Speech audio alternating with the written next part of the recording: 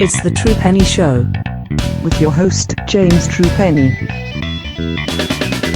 Hello, and welcome to the Truepenny Show. My name's James Truepenny, it's my show. And today, for the first time in Truepenny Show history, I think, it's been a long time anyway, we are looking at Fantastica Mania, New Japan Pro Wrestling and CMLL. We're looking at the last night of the tour from Kurikan Hall. It was on the 27th, that was Friday for us. And to join me is a man who normally does a twofer, likes to do a twofer, but join me for this because no one else would do it. Marcus Green, how are you, sir? Good. Glad to be back. James knows he can always, if I can do it, pull me in for a last minute thing. And sometimes we like to go off our usual beaten path. Me and James have cultivated a ability to be able to do that. So me tapping in with New Japan after so long felt necessary and tagging along CMLL so good too, because I've kind of been out of that loop, and I've had a friend of mine been telling me just how just insane of a superhero comeback story Mistico has had Oh, um, yeah. since his days at Sin Cara. I think he said he probably had the best turnaround he's seen for a wrestler, uh, coming off of being so greatly touted to then kind of almost dropping off the earth and then rising again. So, Yeah, absolutely. And it's a nice time to celebrate Sin Cara, as well, Mistico, we should say. Or yeah. Carlistico, as he was. And now Sin Cara, and now it's Mistico again. We can get into the complications of his naming when we get closer to the end of the main event. So one of the reasons why we don't do Fantastica Mania is because generally the Truepenny Show works like this. One of us, either me or one of my guests, isn't well versed upon the thing we are watching. Then we give a reaction of the person who's not well versed plus the knowledgeable person. So when it comes to Fantastica Mania, that means both of us are not knowledgeable. Which obviously won't work because there'll be a lot of who's that guy? How much does he weigh? So we don't tend to do it. Whereas this year, I have been dropping in every once in a while on the CMLL shows that come out of Guadalajara because they're free on YouTube. You can go watch them, and they're pretty damn good. Plus, this one had the commentary of the glorious Mr. Cash Charlton to help guide us through things, who'd been talking to Lucha blogs and make sure he knew what he was talking about, which is really good. And I think generally there is a bit more of a over about CMLL this year and last couple of years as they've kind of really grown. Because you have to bear in mind, a few years ago, they were pretty much done. They were going to sell out to Triple R and call it a day. And now they're easily the biggest promotion in Mexico. They served 1 million customers last year, paying customers in in 2 arenas in Guadalajara and in Mexico City. And that's ridiculous, isn't it, Marcus? Yeah, when I heard that on the and by the way, I appreciate you not only sending me that that ability to see the show, as well as the link with English commentary, so that aided in kind of catching me up to speed with everything. When I heard that stat, and obviously they attributed a lot of that to the growing re-rise, and just banner year that apparently Mr. Mystico had. Yeah. So I mean, but that's just insane. And because I was going to ask you about just like how important this relationship is between Team ML and New Japan, with AAA seemingly as the WWE subsidiary at this point. So finding out they almost completely sold out to them to now, really standing on their own too, and then really, running their own races. It's really cool to hear because again, like we always say, more places mean more places for our, people who Yeah. we fan of to work, which is always Yeah. that's just good for business in general. So. Yeah, absolutely. I think that's the thing with CMLL is the obviously 94-year-old company, they know what they're doing, they've been solid, but generally speaking, they've always been very conservative.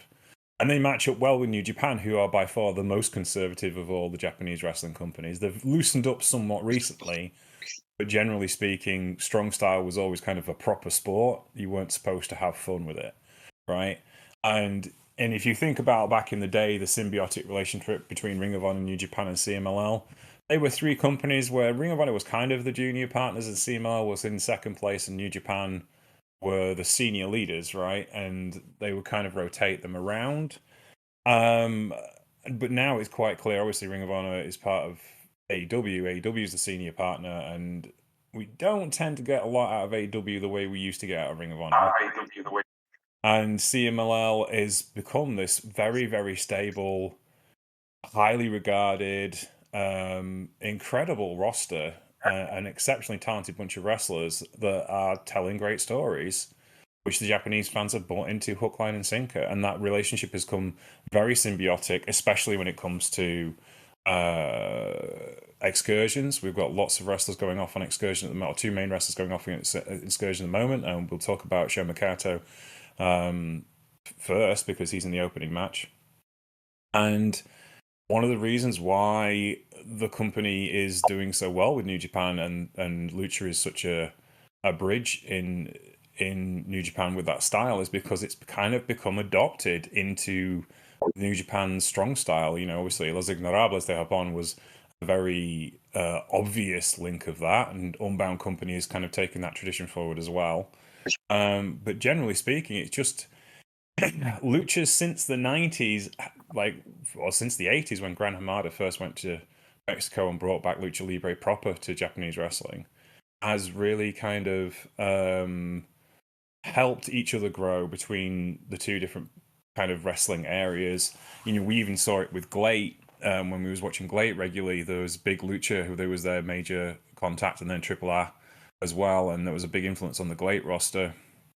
And obviously Dragon Gate is kind of a lucha style based around Japanese wrestling and Japanese characters with American wrestling, with kind of Japanese, Mexican kind of wrestling style. So this is really important part of the year. And I was thinking about this as I watched it. I think it's one of the reasons why Japanese fans take to Mexican wrestlers, or luchadors rather, especially CMLL guys, much more quickly and more evenly than they have necessarily to AEW wrestlers, is because they come every year. They've done the work. They've built themselves into the program, right? So when you get Titan or Templario come over to do a one-shot or a tour or to do a tournament, they're instantly embraced because everybody knows what they're about. And because AEW kind of stuck to doing one big show, it's not really worked as well, I think, in many ways. It's kind of like CMLL have embedded themselves in the program, whereas AEW are kind of in and out, and that's kind of like, I wouldn't say resented by Japanese fans, but certainly they don't really take to it as well because they haven't come and done a whole tour. They're not an established act for over a year. You remember back in the day, Ring of Honor used to come and do at least a 2-week tour and end a show at Korakuen, didn't they? And they don't do that anymore. So I think it's kind of intriguing to me how CMLL and the New Japan have worked together. And I think that was a really good question to ask. Sorry, I'm waffling now. No, you know, it's all education for me, you know, sitting in Truepenny class. Um, but yeah, I'm glad you elaborate on that. I was looking forward to that answer because, like I said, I kind of been out of the loop on both. Obviously, we always loosely talk about New Japan because it kind of tags along with stuff that we talking about. But CMLL has kind of been out of my reach for a minute, so I'm glad to hear that. And to your point, like you said, embedding yourself like that and consistency kind of ingratiate yourself to that audience, because you become something they can count on. I think with AEW, it's kind of styled themselves a lot of times in New Japan because, like you said, it's just so much back and forth. It feels like a lot of times titles are held hostage, or Yeah. end up being put on guys they probably shouldn't have been. When certain guys have been coming up and probably could have used the title to not only elevate the title but get themselves up at the same time. So, and obviously a lot of that's going to have to do with the travel of it all. So, in AEW, their TV show proper is going to come ahead of their international obligations. So, like you said, embedding themselves like that it just creates a natural synergy that you just can't get with the inconsistency of just kind of sometimes some timey type of behavior. So. Yeah, that's the thing. So we're at Korakuen Hall. This was last Friday night. You may have noticed we're back and caught up. We've been about a week behind since the beginning of New Year on the Truepenny Show, just because of the way recording sessions have worked. We're back on top. Next week, me and Christy should be talking about the anniversary show, so we should be all even And of course, it's New Japan Cup starts this week as well. Today out will be more this week at. Sadly, I am exceptionally busy the first 2 weeks of this New Japan Cup. So we're probably going to do a big catch-up shows on Saturdays just because me and Christy have to have time to watch the shows. But let us get on with this show. 1,499 people at Kurikan Hall. Good house. And the show opened with Averno versus Shoma Kato. Shoma Kato, probably one of his last matches in New Japan for a while. He's off on excursion and he requested to go to Mexico. And that's a really interesting take for a guy who I thought would be a junior heavyweight when he started, and judging by his weight, but now he's filled out, is definitely in heavyweight territory. And he's here wrestling Averno, a wily veteran, a good hand, as they would say. And it really kind of showed how far Kato has come as a pro, how much submission work he's put into his stuff. You're kind of relying on that Fujiwara armbar. And this was kind of one of the best singles outings I've seen him have against a senior wrestler. Averno gave him an awful lot. Though he did get beat up a lot in this match. And this was a fun outing, and it kind of shows where Shoma Kato can go, because I think he's got an incredible amount of potential, because he's got the look, he's got the smile, he knows what to say and do, and his wrestling has always kind of spoke volumes for him, for a guy who is still incredibly young. And I'm guessing, as you've not been privy to the young boys coming up, this may be the first time you've seen him or Averno. Yeah, but it was like I said, very much aided by the quality commentary, which is definitely a long-standing thing on our show about having Yes. quality commentary. But yeah, I mean, look, it's always refreshing to see the quote unquote young lions, if you will, of those guys that are very much building themselves out of the young stages, and obviously um, Verno's the vet here in that nature. So it was just it's cool to see. Someone gave as good as he got, but a lot of times in those situations, the term I like to use is like a successful loss, if you will, that whole deal, because you got to build those building blocks. So because again, one of the best things about watching Japanese wrestling, as I've been with you and so many others talking about the art form over there, everything matters. Everything's a part of the story from the minute you started, long-standing rivalries and beefs. Every little piece of the puzzle matters towards that rising stardom. So, this was cool. Obviously, Verno, like I said, is a veteran, so he's going to be fine. But apparently, this was Kato's, I guess, final time in Japan for a while. Could be. I'm not sure if he's on the New Japan Cup shows, but I do know he's off to CMLL for his excursion fairly quickly. Matsumoto, who was the other young lion that he graduated from the dojo with, is already off to Europe. And wrestling in the Netherlands, funnily enough. Christy can't go, sadly, because it's on a work night. She loves him. So I'm thinking that Kato should probably be off by the end of this tour, so that would be this week, or maybe do a couple of New Japan Cup matches before he goes. Not New Japan in the New Japan Cup, but like mixed tag matches to support the show before he disappears. Maybe last till the anniversary show, which is on Friday, I think. But there we go.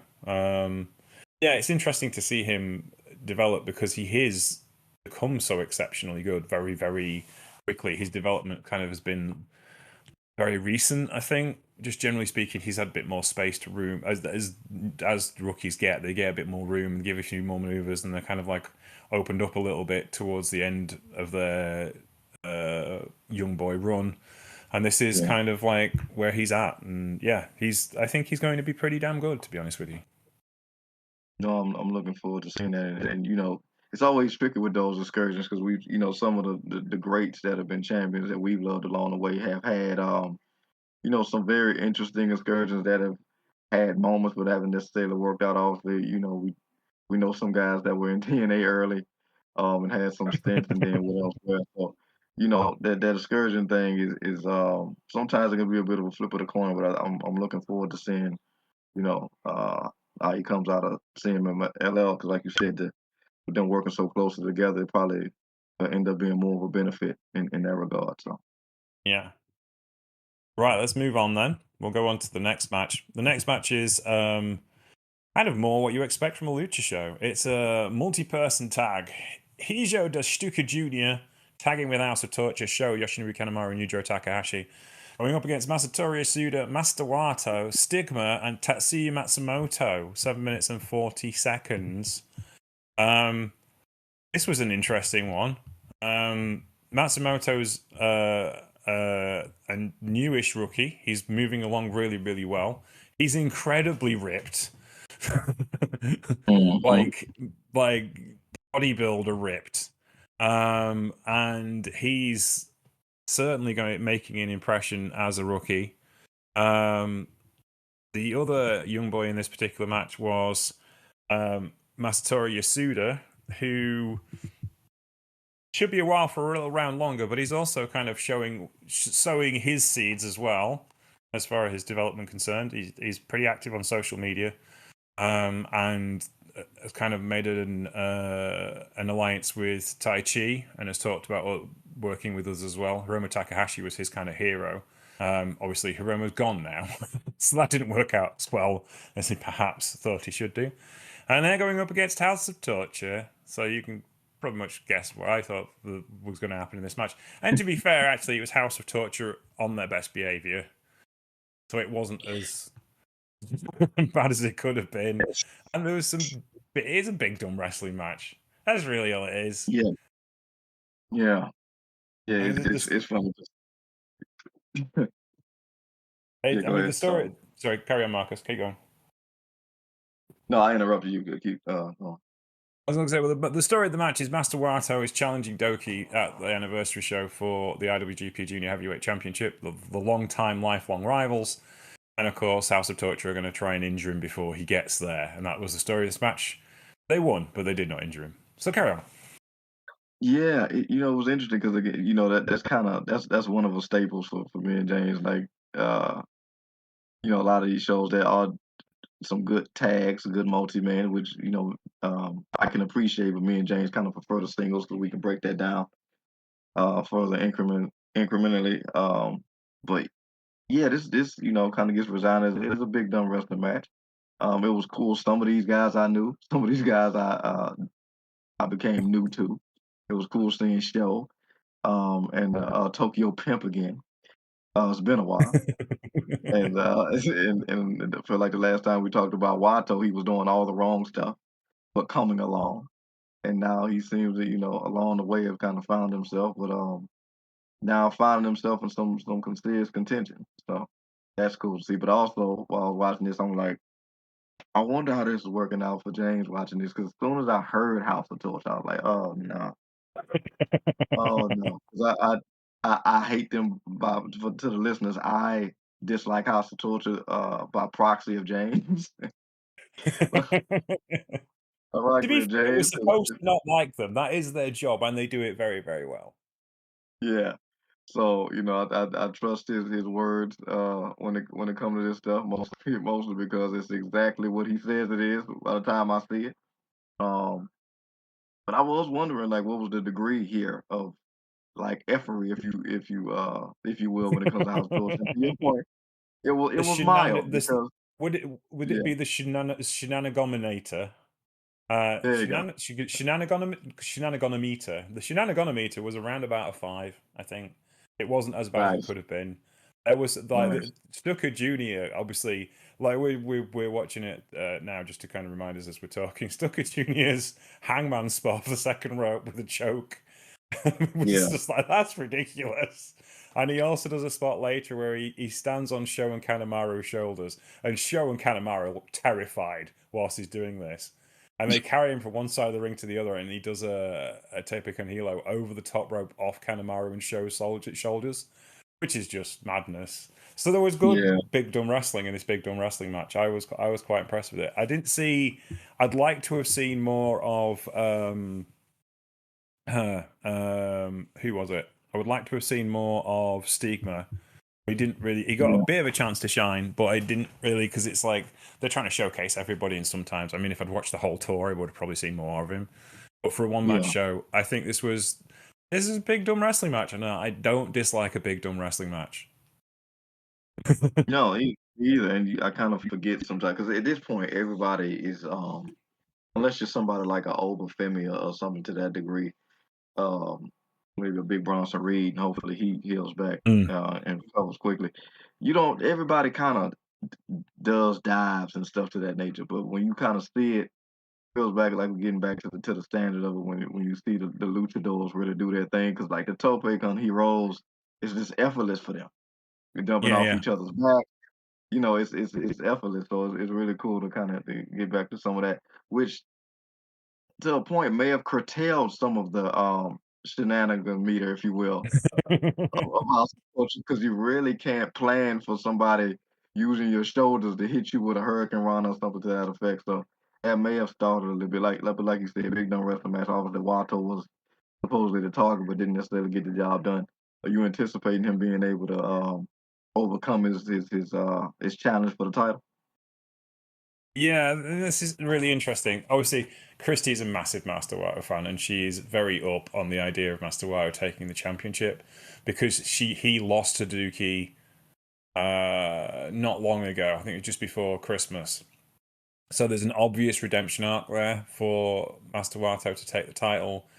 He's a much more controlled and a better wrestler than he was when the last time he was in the championship picture, what, 2 years ago. Yeah. He's developed an awful lot in the last 2 years. I mean, even since he won Best of Super Juniors. When he won Best of Super Juniors, he was kind of in a bit of a sublime purple patch. And then, of course, he broke his leg, and that kind of slowed everything down. And now he's back at full tilt again. Yeah, I kind of think that since Dookie turned heel, he's kind of become this. How can I put it? It's handy to have a belt on a heel who can just not defend it when you're really busy, Mm. which is what happened at Wrestle Kingdom. There wasn't time for a junior heavyweight championship match on that card. They were doing so much with Tanahashi and everything else. It was like, well, we can just say he's not going to defend the championship because he's a horrible person. Boo hiss, boo hiss. Because obviously he's part of Mhm. House of Torture now. And that was kind of a handy little thing. But it also means the belt's Yeah. not defended, and the division has taken a lot of negative flack in the last 6 months just because of not Dookie's fault. You know, the junior tag team division, is hot as it's ever been. But the singles division is not great at the moment.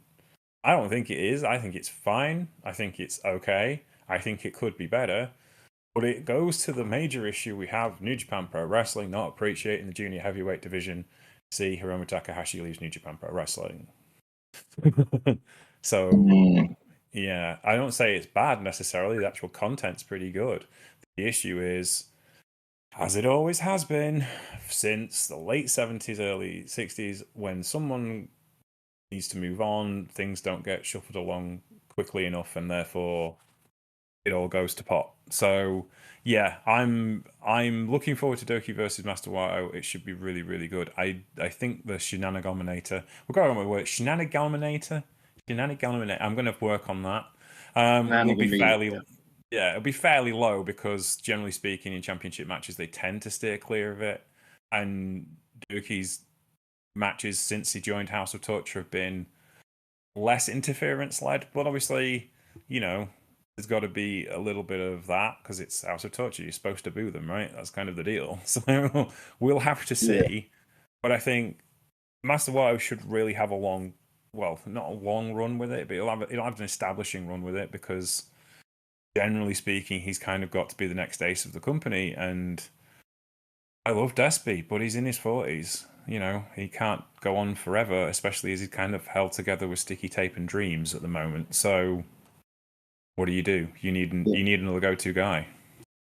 Yeah, it's interesting. I know we got to move on, but talk about the juniors real quick because that was one of the things that really locked me into New Japan. Of course, this was during the days when it was almost like a fight forever deal between my boy Kushida and Takahashi. Hmm. So almost like it feels like a whole no another reality ago. But do you feel like I don't know. Has anybody? Because correct me if I'm wrong. Wasn't Stingo a junior when he first came in? Well, that's how Yeah. they. Yeah. So 'Cause was Phil I Maloney. yeah, yeah. Because I think and also we seen the rise of Kenny Omega through the junior division. Um, but has there ever been a thing where somebody has elevated from the junior division to the heavyweight division? Kind of, I guess, now stateside we see it from the X division to the world heavyweight picture. Fujinami, Is there, Tatsumi Fujinami, current WWE Hall of Famer and former IWGP Heavyweight Champion. He was the first ace of the junior division, and he went to the heavyweight division. Or yeah, it's interesting with Despy and Hiromu never wanted to be heavyweights. They said that they were heavyweights. Even Hiromu in his leaving speech at New Beginnings said, "I will come back as a junior heavyweight to challenge for the heavyweight championship. I never want to be a heavyweight." And I mm, think the rub has always been Fujinami was growing, and he got to a size where he wasn't feasible as a junior heavyweight anymore, and happened to be big enough and have the frame to carry 250 pounds, right? But not yeah, everyone does. And so, and then Fujinami wrestling Vader in the 80s was just savage. But he was a believable heavyweight, and he could carry that weight. But then Tiger Mask and Dynamite come along, and they revolutionize how pro wrestling is seen in junior heavyweight division, and they were massive draws, but they weren't respected for it. And Tiger Mask goes to start UWF, and Dynamite goes to All Japan because Baba offered him more money. So they lose their top two junior heavyweights. And then they've yeah, got Black Tiger and Cobra, and they're great and they do well, but they're not the draw that Dynamite and Tiger Mask were. And so it goes on. And then they get Jushin Liger, and Jushin Liger is fantastic. And Jushin Liger is the greatest junior heavyweight of all time. Absolutely top, no doubt about it. 11 championships, the biggest draw in junior heavyweight wrestling, the best junior heavyweight wrestlers ever lived, in my opinion.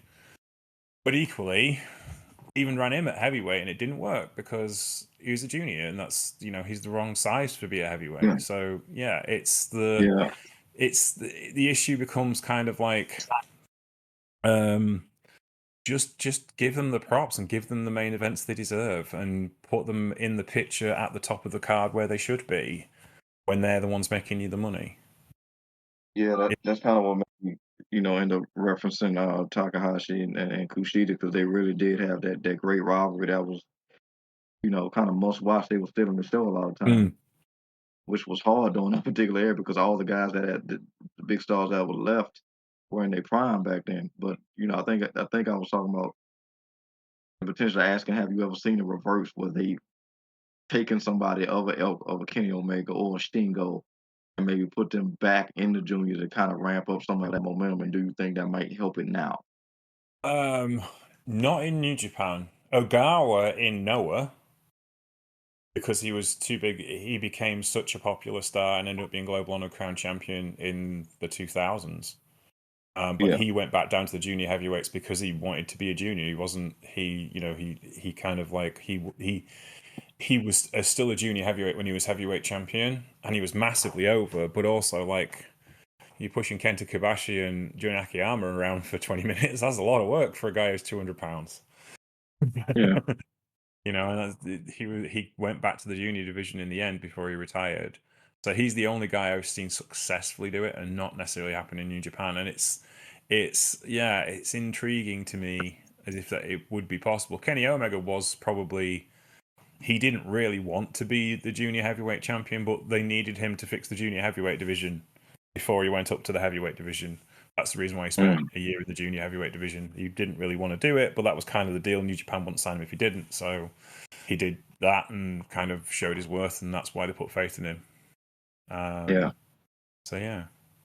But yeah, it's an interesting question. yeah. Who would you bring down to the junior heavyweight division from the heavyweight division in New Japan? I'll have to Yeah, ask Quinn I think. next week. Yeah, I think it plays to your point about the size too. Because a lot Mm, of those guys do end up having to bulk up in yeah. that regard. So somebody like Stingo is just he's a wide one. He's Yeah. he's very much. So it's it's interesting, but like you said, with a lot of those names, like the days of Dragon Lee's, Kushidas, Takahashi's, unfortunately, it's over with. When you got somebody like Wato, you really got to establish, like you said, a consistency of main event, really show stealing type of matches. But like you said, you got to give them the ball to see if they can run with it.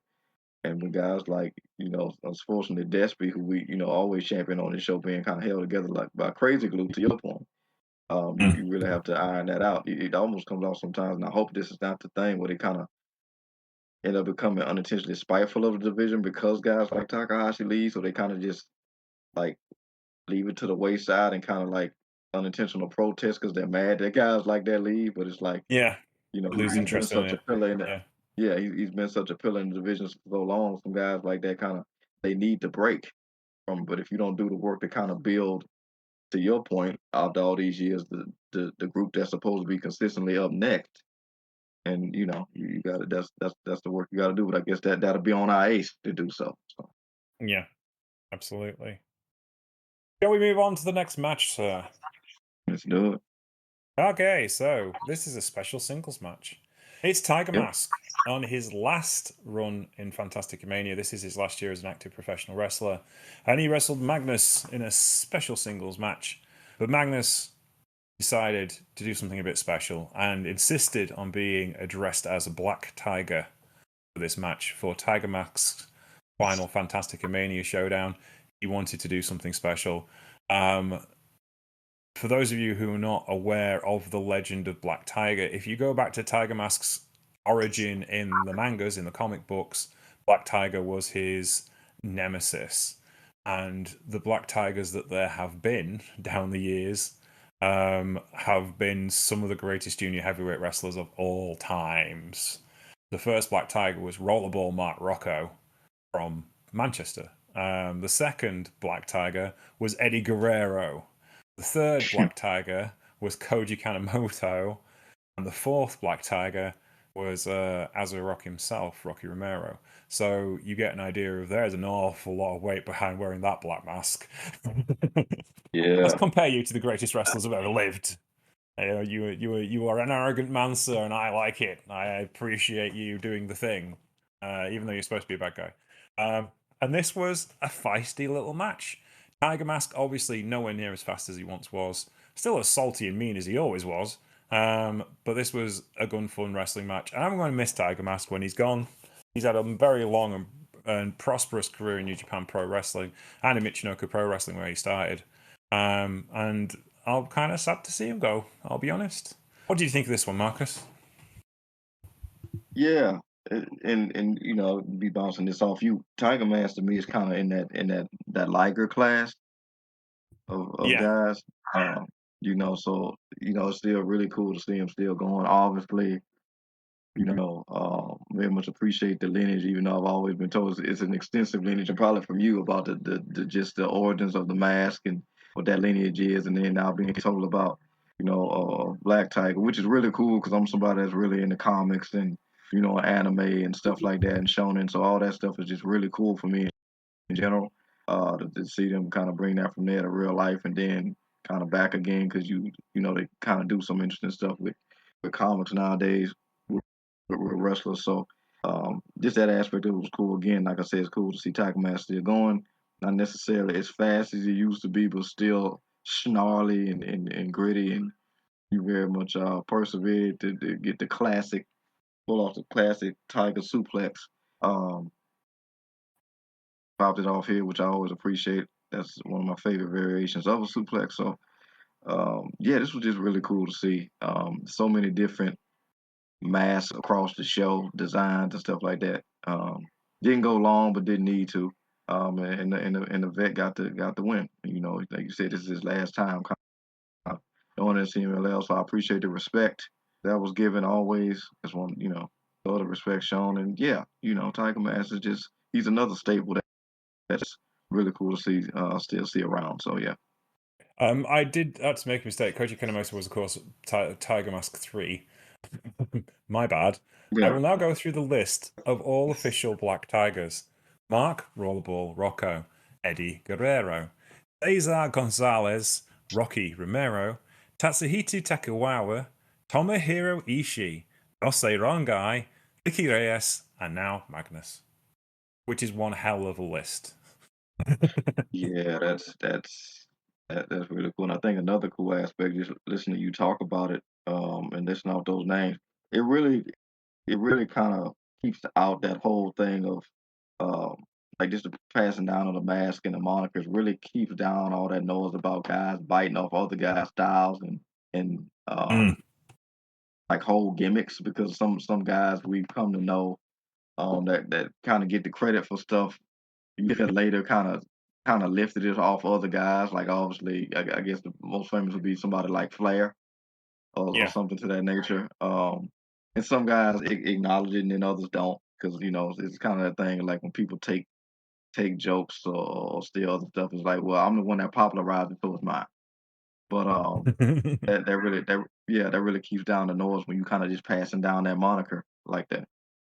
Yeah, and it's an incredible mix of like British wrestling, lucha libre, and American wrestling, and it's an incredible kind of crossover between you think about like the different styles. Like there is probably no rink about between Tomohiro Ishii and Mark Rocco, except they were both double R'd.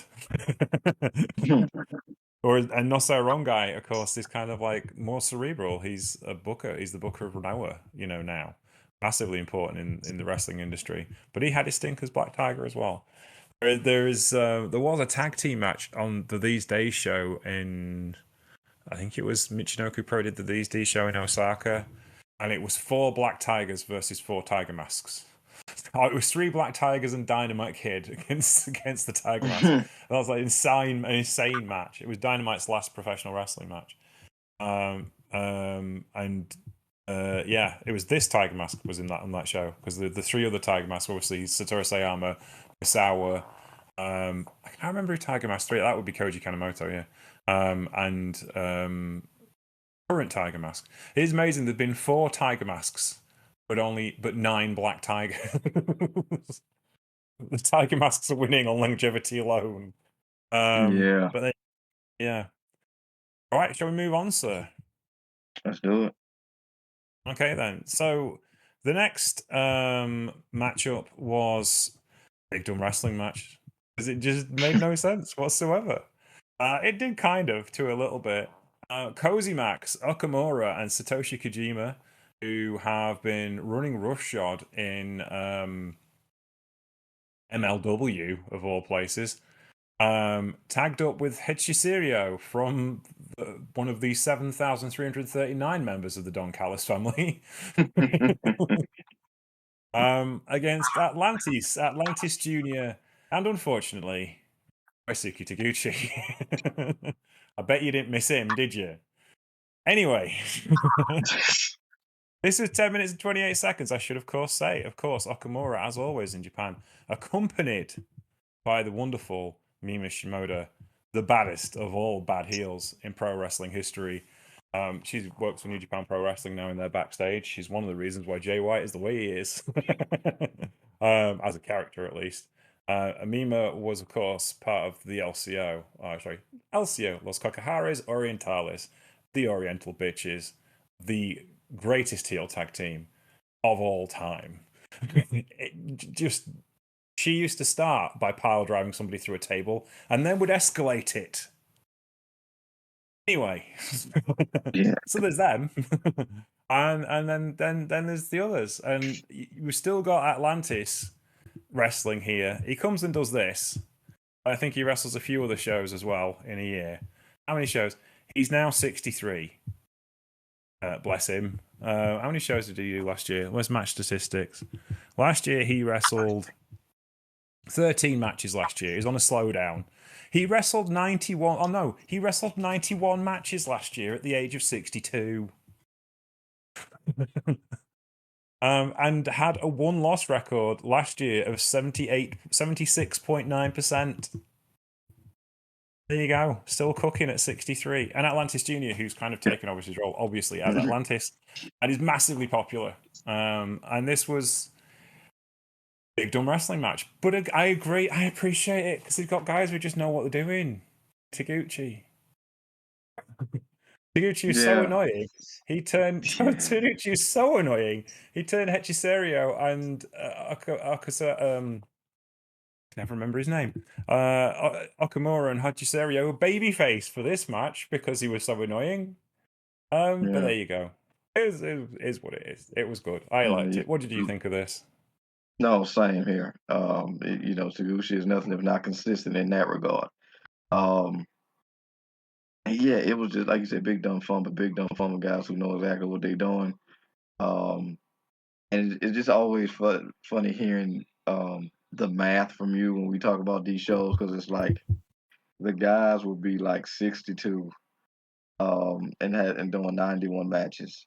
And like we talk about the Joshi promotions and the wrestlers.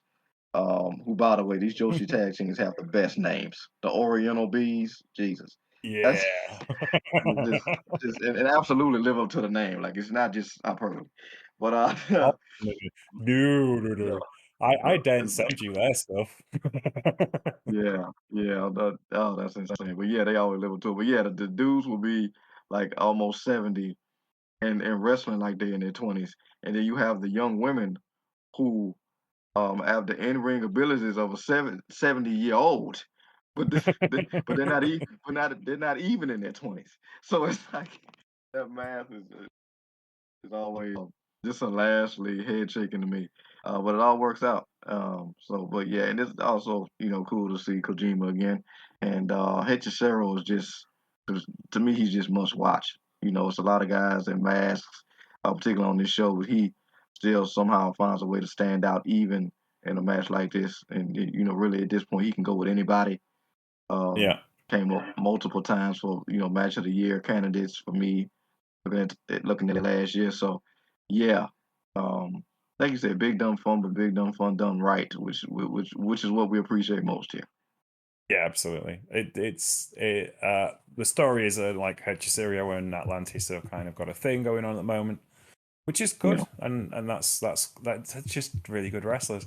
Atlantis Jr. really lives up to the name, and I think it it obviously happens a lot in Mexico because it's not always the son of the wrestler that ends up being Atlantis Jr. It might be a nephew or someone who's just bought the rights to the name, or in CMLL's case, they might just give it to a wrestler. But that's a hell hmm of a legacy with Atlantis. You're looking at like 45 years of wrestling excellence, as a babyface and as a heel. Or sorry, Rudo Sanatechnikos, he's done everything, done it all, and done it better than most anyone else ever has done. So yeah, follow that.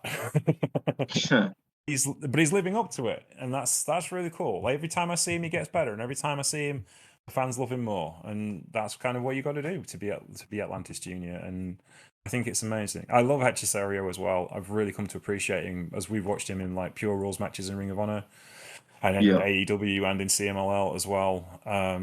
He is just exceptional, just fantastic Rudos and a fantastic technical wrestler. Just great. And they're so watchable. All of these guys are just so watchable. I give Taguchi some stick, but he's a watchable wrestler as well, and he knows what he's doing in this situation because it's not about him, is it? He's along for the ride and well aware that he's supposed to be along for the ride, and therefore big dumb fun with a little bit of an edge to it because you've got great wrestlers. I will indeed. tell you that my favorite Mimi Shimoda moment, just before I go, could tell you how cool Mimi Shimoda and Netsuki Mita was. So they're at this big Gaia show in about 2001, and they're wrestling Akira Hokuto and Mayumi Uzaki. And Uzaki and Hokuto come out first, and they walk halfway down the ramp, and then they stop and turn around and wait for LCO to come through the curtain because they know what it's going to be like. And that's the coolest wrestling entrance I've ever seen.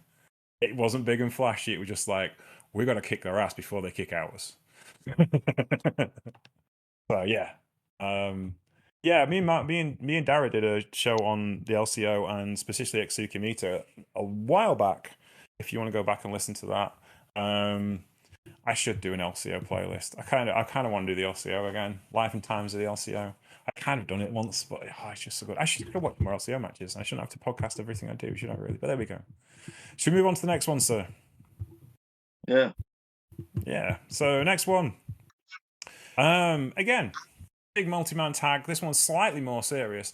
As Vorajeras de Hespecchio, Futurio and Valentini Jr. tagged with Mascara Dorada against Hatsuratsu Guerrero and Unbound Company, Naiki Nagai and Titan. Obviously, Titan, as a former member of Los Honorables de Japón, has been drafted into Unbound Company as the new one. Daiki Nagai wearing natty new shorts in his Unbound Company shorts, though he's still a young boy, though he kind of doesn't follow the tradition of young boys. He kind of went, yeah, I'm a bit too wild for that. Turns up at the gym, that's about it. Wears white socks and everything. But, you know, he's rebelling and doing it really, really well. And this was very, very, very good. Some of the best junior heavyweight, some of the best flyers in CMLL. Along with Mascara Dorada, who is kind of like the glue that holds CMLL's mid card together. And Titan is kind of his young equivalent. Now, we've always seen a lot of Titan in New Japan Pro Wrestling, obviously through Best of Super Juniors and through Super J Tag League, where he's tagged with several people, Bushi mostly. And this was great. Thoroughly enjoyed it. I hope we see more of Titan this year as well. I hope we see him back in Best of Super Juniors. He had a great run last year, but they may have done with him what they need to do with him, but he is a kind of guy who can really help that junior heavyweight division, as is Mascara Dorado, but Mascara Dorado is kind of in demand in CMLL a bit much, as well as, occasional slots for Ring of Honor and AEW, so we will have to see. What did you think of this one, Marcus? Because this was fun. Oh, this was definitely fun. Like I said, this was everybody kind of tries to be a pseudo high fly, at least integrated into some of their offers a lot of times in the States, and sometimes it's like you just don't need to be doing that. Uh, like I said, when you watch it with these guys, who I'm probably most familiar with, just Teton, just from New Japan moments, and I check in and out of the juniors and whatnot. But yeah, this is just excellence on display here, and to our, conversation earlier about the juniors, maybe that is something they could look into, maybe integrating some of these guys more so into the juniors to kind of, mix it up and keep it exciting. I do think Yeah, it could, benefit them and obviously benefit the division, to elevate that competition in that regard, because a lot of these guys would really be great in that regard if CMLL can consistently spare them and because I don't know exactly how deep their roster is, but they clearly got a quality roster across the board. So and I think that'll be something worth looking into. But yeah, like you said, this was a really good match, and I think of the multi-man, it's really set us up well for going into the singles of it all, because yeah. it was definitely gonna turn up another level with what we're gonna talk about next. But yeah, these guys are great. Yeah, they were fantastic. It's this is probably the go watch it match of the night. I don't think it's as good as the other two, but this kind of like really encapsulates what Fantastica Mania about is for me. Big name wrestlers in big time matches, even when it's like multi-mans, stick it on, but they're under Lucha rules. It's they really try and bring the essence of Arena Mexico to Kurikan Hall, and I think that's really important. That's what makes this show work so well, and why the fans love it so much. They keep coming. They fill out every tour, so Yeah, it's working, isn't it? And it's like whenever I watch it, it's like it's just so much fun because it's just so different, and it's something unrelated to what New Japan do for the rest of the year. But it'd be nice if things sat in a bit more regularly. I think, yeah, like you said. yeah. Yeah, and obviously we can judge it from watching it, but I, be interested in hearing from some fans, and obviously because obviously fans could obviously tweet at the Truepenny Show, but I would imagine that that has to be very interesting for the fans because there's such an ingrained consistency with just how they obviously respect the sport and view it, but you have to really get into the depth of a match to get the crowd up off your feet, about Mm. just loud and about their feet for a regular New Japan match. But I think with the luchador of it all, it kind of gives them an excuse to get more lively because Yeah, it's yeah, not that ingrained, so they can really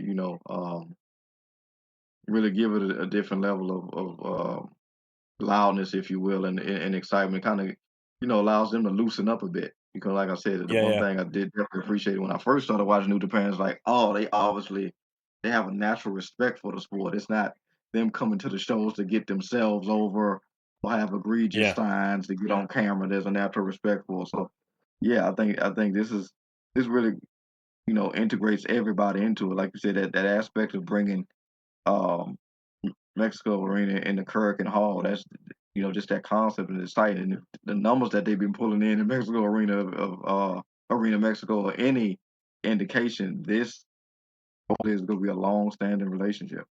Oh yeah, absolutely. I'm not sure how many Fantastamania tours we've had. I think about 10. Yeah, Certainly well, longer than we've been doing this podcast for sure. We'd have to see. There we go. Shall we move on to the meat of the matter? here we go. Yes, indeed. Big meaty man in the case of Ultimo Guerrero. No, they don't come much meatier than Ultimo Guerrero. He's short, but he's meaty. Yeah, He's my dad would call him, there used to be a wrestler in the UK called Asan Ali Bay, Mr. 5v5, and Ultimate Guerrero always reminds me of him. He's brief, but well yeah, built. yes, uh, yes, yes. going up against Templario of your United Empire. And you all know how I feel about the United Empire. Even lower than the House of Torture. So, this was going to be interesting. I do like Templario, I must admit. He's a very good wrestler. Accompanied Yeah, by same. the very mouthy Zane J, who's been mouthing off on the Twitter unsuccessfully as of late. Still trying to play with his gimmick, as he has become also a member of the House, not the House of Torture. Good God, they won't want him. Member of them. Yeah, United Empire. That'll be the one. So this was Ultimo Guerrero versus Templario. This was a genuine CMLL feud. For those of you who are unfamiliar with Ultimo Guerrero, he's kind of like Minoru Suzuki in the sense of he cheats and he's horrible, but you like him because he's just likable. It absolutely would murder wrestlers if he could, but no, he's just he's Uncle Ultimate Guerrero, isn't he? It's just one of those guys. I'd like a tag match between Minoru Suzuki and Ultimate Guerrero versus two young boys to see what damage they could do in an entertaining fashion. And Templario is fantastic. He's great. He's worked an awful lot for CMLL. Had some big name matches as of late. Was in Super Joe Tag League last year, tagging with Saint. Was it Jacob Austin Young? I think I can't remember. Yeah, it would have been because the Akaru was out and they needed a United Empire team, so it was Templario and Jacob Austin Young at last year's Best of Super J Tag League. So this was set out to be a bit of a minor classic, and I thoroughly enjoyed it. This was great. This was just a lot of fun. What did you think of this one, Marcus? Oh yeah, this is cool. I think uh, I haven't seen as much of him as I would like, but when I first saw him, I want to say I saw him in the MLW or maybe somewhere else. The Yeah, first time I saw Templario, I'm like, man, this guy looks cool. He seems cool, and he's a good wrestler, which I appreciate.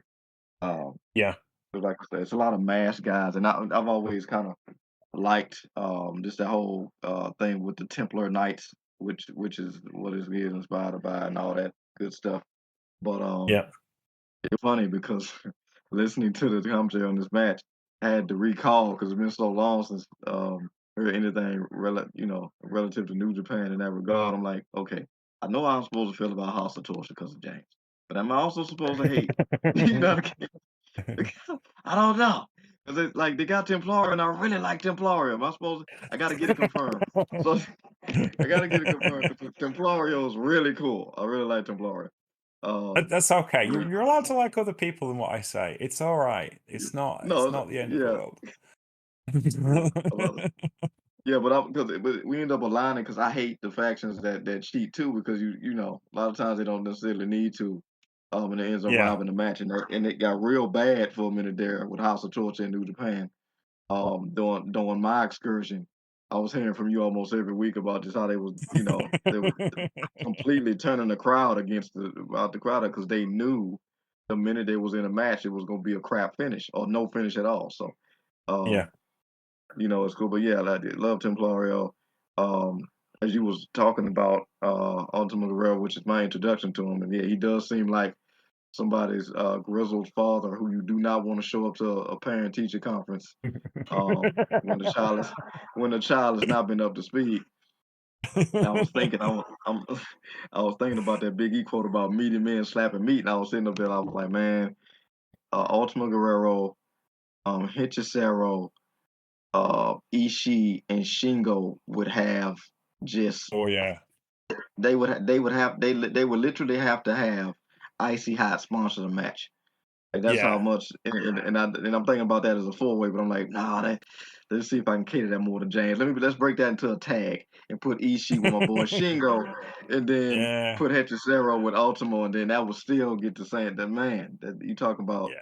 some pain right there. But yeah, this was really good, and I think does Ultimo usually take his mask off for the match, or this was more Yeah, so? he lost the match many years ago now. So he still, a lot of them still wear their masks because obviously in Japan they're known as having their masks, even if they've lost their masks in Yeah, matches. There's a lot of S's in that sentence. And obviously, Esputa matches, bet matches are really, really big part of Lucha Libre culture, as we found out this weekend when one Johnny Consejo lost all of his hair. man. Yeah. Or Johnny TV or Johnny Morrison, if you own Yeah, elsewhere. And he is now bald, shaved head.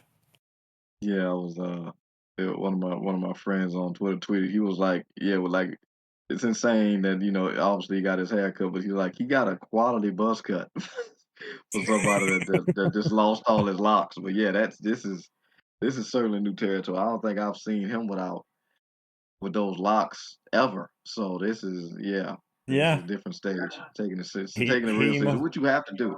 Yeah. Yeah, he must have got quite the payday for that, to be honest. So yeah, that was intriguing. But yeah, there is also one other picture. I have to ask: have you seen the CM Punk picture? No. What? See, Okay, okay. I've seen this, so you have to. I'm going to put it in the chat. Okay, um, and then I'm going to encourage you, if you still have the stomach for it, to speak upon this pitch. If you'd like to describe this for our listeners, Marcus, I've seen it, so now you have to. Let's see here. Show chat. See what we about to. You know, Punk's at a different space in his life right now, and it's You can say that.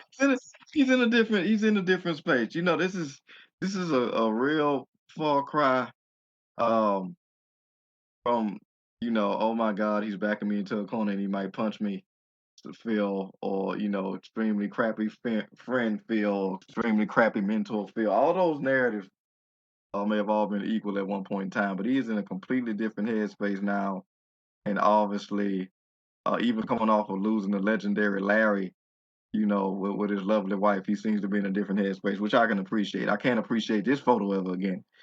Um, but yeah, I just think it's interesting to know and hear where he was to see this now, because this would have never been something he would have did in those No, years no. of I mean, yes, yeah, he yeah, has regained his sense of humor, which is yeah, nice. yeah. But equally, dear God, man. Yeah, because it's we usually try to usually just say that for the women, and I've seen multiple photo shoots with them to do that, and Yes, then maybe that's something you also see on maybe their private activity pages, yes. which they All just do leaked for alternative, information. Yeah. for alternative financial resources. But yeah, this is God bless him, God bless him, married life, and having a company that isn't actively trying to kill you, I guess, in this stage is good for the soul, I guess. But Punk, we could do something different with the exuberance. Oh yes. For those of you who have not seen the picture, it is a picture of Mr. Phil Brooks, wearing two championship belts to cover his modesty. That's a strange sentence. Using CM Punk and modesty in the same sentence is just like that's never happened before. Surely. Yeah, yeah, It was been doing the rounds. So I've yeah. had a long conversation on Blue Sky about it this afternoon, It's which you it, felt like, why is he stood it, like that? you know what? You know what's funny? This is really about to make you crack. This What's is that? about as close to a spoiler as I've had to the show because I haven't watched Elimination Chamber yet. I'm sorry, man. I do apologize. No, it is 100% good because results and how we got there is two different things in that company. But yeah, it's 100% two different things. But yeah, this is wow. This is somebody had a good day. The Brooks family is up. Yes. Yeah, I'm Yes. just thinking about. I'm just thank God Big E never tried to do something like this because this was not how that would go. No, Yeah, no. yeah, Anywho, yes. I believe Io Sky, back when she was Io Shirai, was the first to do a well-known shoot of such a manner. Good for her. Anyway, sadly, she has inspired other copycats. yeah. Let's move on to our main event. Our main event was for a championship, a very important match. Mistico, accompanied by Tiger Mask, wrestled Soberano Jr., accompanied by Templario, for the CMLL World Light Heavyweight Championship. 25 minutes and 40 seconds. This was a barn burner. This was an exceptional professional wrestling match. These two have had a long, heated rivalry, have been tag team partners in the past. Once a year, CMLL do their Alternative Universe tag team tournament, or Alternative Tag Team tournament, but it really is Alternative Universe, where Technikos picks a Rudos or vice versa for a tournament, and they work together in the tournament, and they're not allowed to turn on each other. They have to do it properly. And Soberano Jr. and Mistico did tag together a couple of years ago in that tournament. But they have been kind of vying one another up in the same space ever since. And Mistico had become the guy in CMLL once again over the space of the last 5 years since he came back into CMLL. For those of you who don't know the story, Mistico started out as Mistico in CMLL. He was a CMLL product. He was well known for being able to pick up wrestling exceptionally quickly and learned on the job a lot of his career. He became the guy in CMLL. He was one of their biggest draws. When we talk about like New Japan, kind of not really elevating junior heavyweights. Well, obviously in CMLL, where there's lots of people and lots of different weights, that wasn't a barrier for him. He became the guy. Wasn't, how can I put this? He kind of went to WWE with the assumption that it'd been so easy for him in CMLL, it would be easy for him in WWE, and then he became Sin Cara. And for those of you who know your wrestling history, you'll understand that it was not easy for him in WWE, and he did not get there in the Land of Giants. And after about a 4-year stint where he was sadly pretty much a laughingstock, he left, went back to Mexico, worked for AAA for about a year, and debuted as a Carlistico, a character that was kind of based partly on Mistico, which he no longer had the rights to because that's a CMLL trademark name, and Sin Cara, which obviously he didn't have the rights to because that was a WWE trademark name, and kind of wrestled as Carlistico. He had a year with AAA, went into Indies for another year in Mexico, did exceptionally well, kind of paid his dues, worked his way back to CMLL, where they already had another Mistico. And when that Mistico gave up his name, he became Mistico again. And in that time period, became the guy in CMLL once again.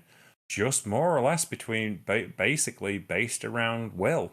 You know, he just willed himself to being the top and put in exemplary performances, of which this is another one here. This is a fantastic main event. It's exceptionally well paced. He makes Soberano Jr. look like a very credible threat, and Soberano Jr. is exceptional. This is all around arena stuff. This is kind of more closely to what we expect from a New Japan main event rather than a CMLL main event. But this was fantastic. A nice mix of aerial, a lovely amount of mat wrestling, and a lot of brawling as well. This was great and a wonderful way to send off this tour. What did you think of this one, Marcus? Oh, everything you said, and you know, hats off to you for breaking that. I mean, I knew some of the story, but that was appreciate you breaking out a full detail of all what he had to do because it's interesting. Like a lot of times, guys will like be in WWE, um, end up being in 3MB or something, then have to leave to go build credibility and the world champion everywhere else to come back to be considered that. Mm. Look at somebody like like a Drew McIntyre in that regard.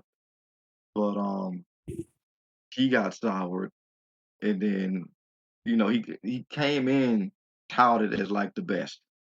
Got Yeah. absolutely knocked down every possible peg. Then had to leave and then literally get it out the mud, as the kids say, Yeah. and build himself back up to a name that he came in with. Like that's a hell of a story, which I very much appreciate. Because like we said, through sheer force of will, he's back on top. Um, and hopefully he stays there until he retires. Because I don't think he ever needs to come back to this side of things unless it's some form of proper working relationship where he could just absolutely do his own thing 100%. But yeah, it's just a great story. It's really cool to see. My friend was telling me just how just back in demand he's made himself, and that was cool to hear. But the steed is another different thing.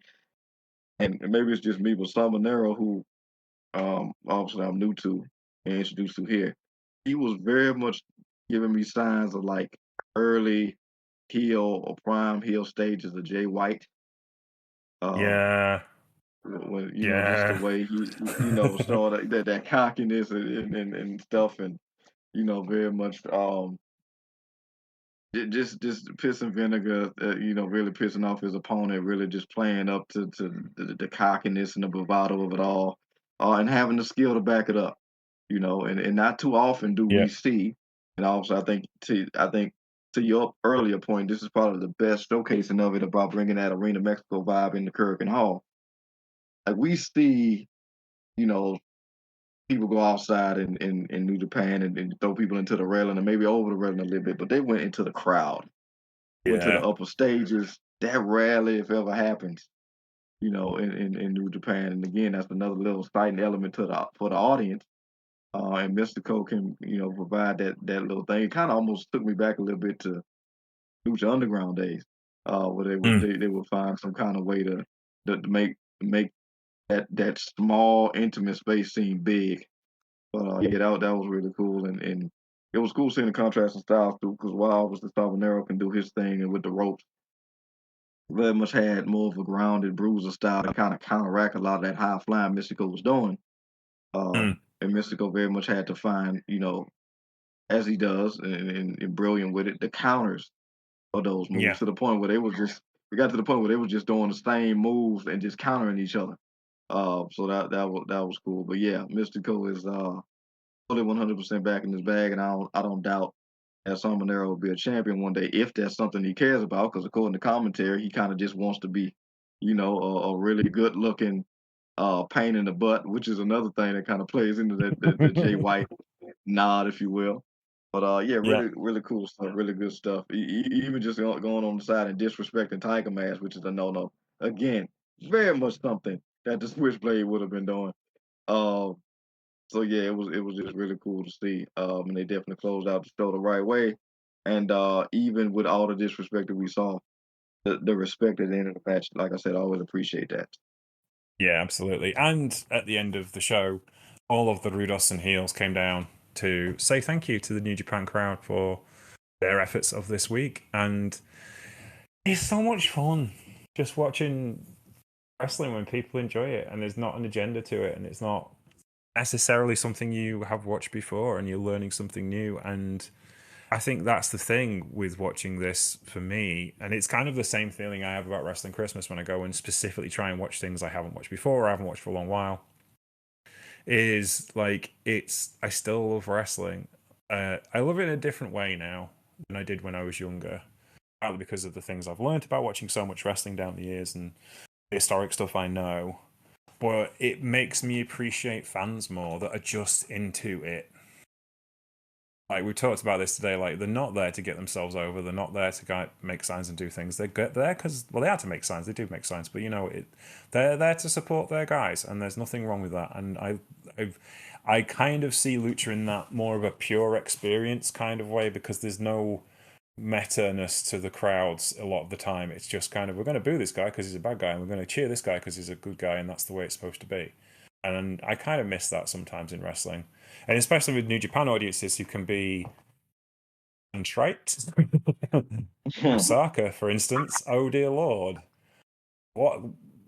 Where did they wake? What way could it depends on which side of the bed they wake up on, as whether they'll like you or not, and it's just cool. Like the Kurikan crowd love their wrestling. Whatever company's there, it's always the most rabid, the most well informed, but also the fans that enjoy it the most. Like it just seems like to be a blast to be at Kurikan Hall to watch any wrestling show, and this is a really good example of that. It's got so much atmosphere to the place, and yeah. Any closing thoughts on this show, sir? No, again, I'm just appreciative. I'm glad you brought this up because this was my first Fantastic to go Mania. Um, and it's interesting. I wonder, maybe you could tell me the contrast between this and something like Triple Mania because I've always kind of had it in my mind. I'm gonna sit down and watch a Triple Mania, but then sometimes I see the results. I'm like, okay, this had potential, and then just intentionally got thrown off the rails for whatever odd reason. This intentionally imploded on itself. I don't know what that is. So that kind of detracted me a lot of times. But sitting down and watching this, I'm like, I think this ended up being what that was is taught it's supposed to be here. I think And maybe that's because, yeah. I think Triple A's biggest issue has been too many cooks spoil the broth. Mm, Like when it's been one booker and it's been a unified vision of everything they want on that show, it's actually been better. Generally yeah. speaking, there's about 4 different bookers and 15 different producers, and everything goes in about 15 different directions. And none of them really want to work there; they all want to work somewhere else. And I read some of the things Lucha Blog says, and it's just like, oh my god, how do they all coexist in the same place? And I think actually now AAA might have a better chance of being a more coherent product.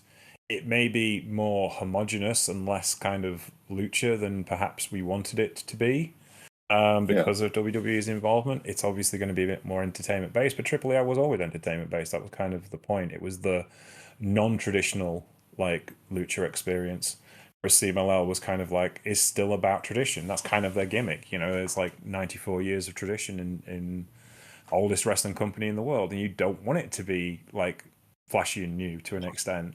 But I think that's the Yeah. big difference. And also, you kind of like Triple Mania is usually 2 or 3 big matches building onto the supercard of supercards. It's very much like in a WrestleMania kind of environment, whereas that was the anniversary show for CMLL, which is their big show of the year. This is more like a series of house shows with some big main events.